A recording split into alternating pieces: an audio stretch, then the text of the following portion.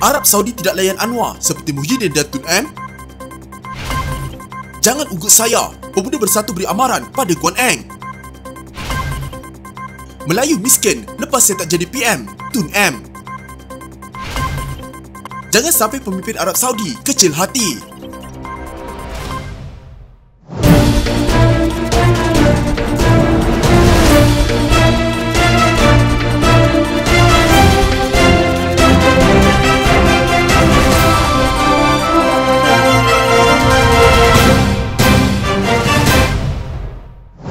Dalam sesebuah lawatan rasmi pemimpin negara, kata Muhammad Sani Hamzan, ada dua matlamat yang diharapkan rakyat dapat dicapai buat negara. Pertama katanya, rakyat berharap ada pelaburan yang dibawa masuk dari negara yang dilawati. Melalui pelaburan tersebut, kata ahli Parlimen Hulu Langat itu, negara boleh mendapat lebih banyak peluang pekerjaan. Dalam lawatan rasmi Perdana Menteri Anwar Ibrahim ke Arab Saudi baru-baru ini, katanya matlamat tersebut dapat dicapai berdasarkan pertemuan yang berlangsung ketika itu. Perkara kedua yang diinginkan oleh negara dan rakyat jika pemimpin mengadakan lawatan di luar negara ialah berjaya membina hubungan baik dengan negara yang dilawati. Terbukti Anwar menerima kunjungan hormat Setiausaha Agong Pertubuhan Kerjasama Islam OIC Hisin Ibrahim Taha dan rombongannya di Mekah, katanya dalam kenyataan. Dalam pertemuan tersebut, kata Muhammad Sani, berbagai isu dibincangkan termasuk mengenai kemelut di Palestin, situasi di Afghanistan, isu Islamofobia dan proses rundingan damai di Selatan Thai serta Filipina. Justru apa yang rakyat dan negara dapat kalau Perdana Menteri dibawa masuk Kaabah seperti dikendaki oleh Wan Faisal, katanya merujuk kepada ahli Parlimen Macang, Wan Ahmad Faisal Wan Ahmad Kamal. Sebelum ini, pemimpin muda pembangkang itu menganggap lawatan rasmi Anwar ke Arab Saudi baru-baru ini sebagai gagal kerana tidak dapat bertemu dengan pemimpin utama negara terbabit. Kata Wan Ahmad Faisal, lawatan Anwar tidak sama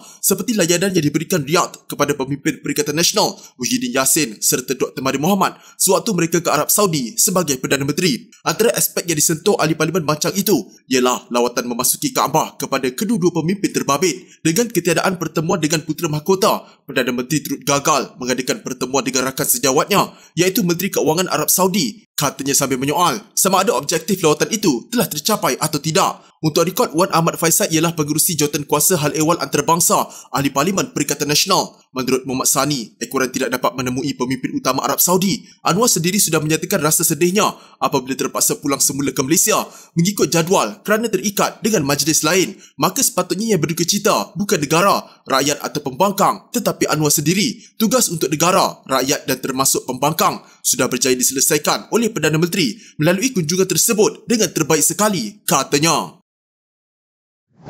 Ketua Pemuda Bersatu Armada, Wan Ahmad Faisal Wan Ahmad Kamal, mengingatkan Lim Guan Eng supaya tidak menggunakan ukutan terhadap dirinya susulan laporan polis yang dibuat terhadap pengerusi DAP itu dan Perdana Menteri Anwar Ibrahim. Katanya Lim juga perlu patuh kepada peruntukan undang-undang apabila menuduh orang lain dan bukannya melakukan drama dan propaganda. Tidak perlulah Lim Guan Eng nak mengugut saya. Saya yakin apa yang saya cakapkan dan akan mempertahankan pemimpin saya yang dianiayai. Laporan polis armada adalah jelas, yang mudah dibaca dalam bahasa yang tidak rumit atau mengelirukan. Tidak seperti pembohongan yang dilakukan DAP dan Perdana Menteri Anwar Ibrahim. Itukah sebabnya YB Lim meloncat, menyerang dan mengugut saya, katanya dalam kenyataan. Lim sebelum ini membuat laporan polis terhadap pengerusi Perikatan Nasional Muhyiddin Yassin yang mendakwa bekas Menteri Keuangan itu membatalkan status pengecualian cukai Yayasan Al-Bukhari ketika pentadbiran Kerajaan Pakatan Harapan. Armada kemudian memfailkan laporan balas terhadap Lim serta Anwar kerana didakwa mengelirukan Dewan Rakyat. Ini menyebabkan Lim memberi amaran kepada Wan Faisal kerana tindakan membuat laporan palsu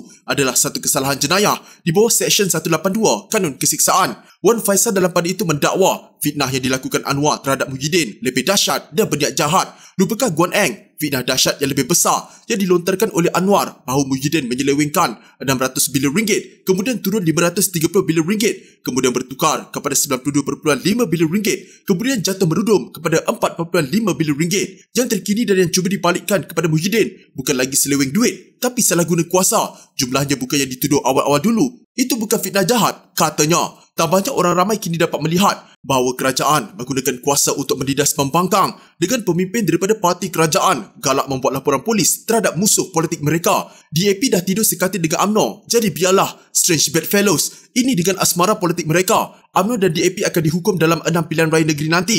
Kita tunggu dan lihat. Sementara itu, janganlah main kotor, katanya.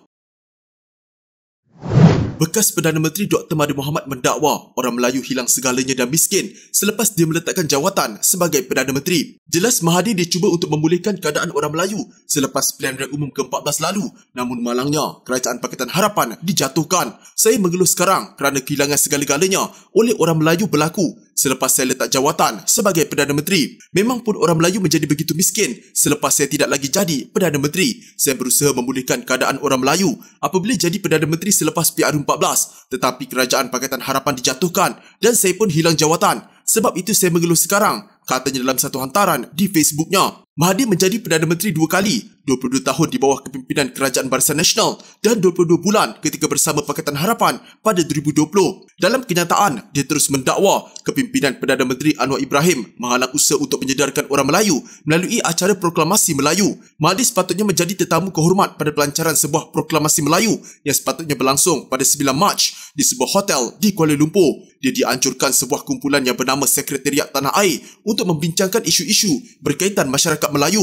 Mahathir mendakwa kerajaan cuma mengunci mulut Melayu susulan pembatalan tempahan lokasi acara.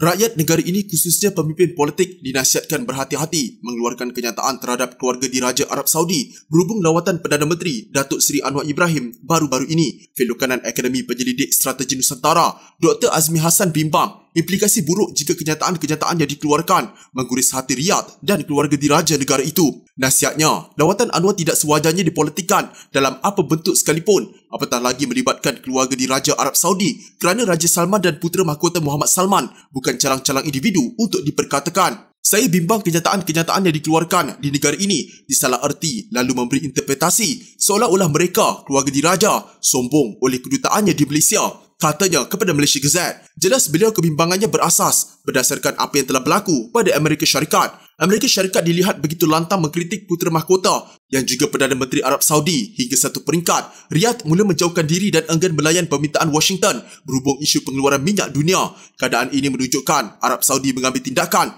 kepada mana-mana pihak yang membuat kenyataan terhadap keluarga diraja. Jadi kita tidak mahu ini berlaku, tambahnya. Azmi berkata, sebagai sebuah negara kecil, rakyat Malaysia tidak sewajarnya kecil hati dengan layanan Arab Saudi kepada lawatan Anwar. Apatah lagi Malaysia ada kisah dengan Arab Saudi semasa pemerintahan Pakatan Harapan di bawah pimpinan Tun Dr. Mahathir Mohamad pada tahun 2018. Kalau masih ingat, kita Malaysia bertindak menarik semula pasukan tentera yang sedang membantu Arab Saudi menyekat serangan Syiah Houthi di Yaman yang mengancam keselamatan Mekah dan Madinah di tengah-tengah kemuncak peperangan. Malah Malaysia membatalkan Perhubungan Pusat Keamanan Antarabangsa Raja Salman KSCIP, ujarnya. Oleh itu, kerajaan perlu mengelak isu lawatan itu berlarutan dan segera menghentikannya bagi tidak timbul salah faham yang boleh mengeruhkan hubungan diplomatik kedua-dua negara. Mengulas kenyataan segelintir pemimpin Parti Pribumi Bersatu Malaysia atau Bersatu yang memperlekehkan sambutan Arab Saudi kepada lawatan Anwar baru-baru ini, Azmi berkata, tidak wajar parti itu mengaitkan Anwar. Ini kerana semasa Pakatan Harapan memerintah 22 bulan, Anwar tidak menyertai kabinet. Yang ada ialah Tan Sri Muhyiddin Yassin dan beliau Muhyiddin patut rasa terkesan. Waima apapun pada saya, isu ini secara keseluruhannya perlu dihentikan dengan cara berhemah. Naratif yang dibawa oleh parti politik ini perlu ditangkis. Memang pihak yang membuat naratif ini akan rasa menang kalau tidak dilawan kerana isu ini boleh dijadikan bahan kempen pada pilihan raya nanti. Tetapi perlu diingat, bagi umat Islam di Malaysia, hubungan baik dengan Arab Saudi perlu dipelihara sebaik mungkin. Kena ingat, hubungan baik ini amat penting, tambah Azmi. Dalam hal ini beliau berkata, setakat ini hubungan Najib dan Riyadh telah mencapai satu penanda aras yang tinggi dan tidak pernah diterima oleh mana-mana pemimpin di rantau ini. Perkara ini perlu diakui oleh sesiapa pun, katanya.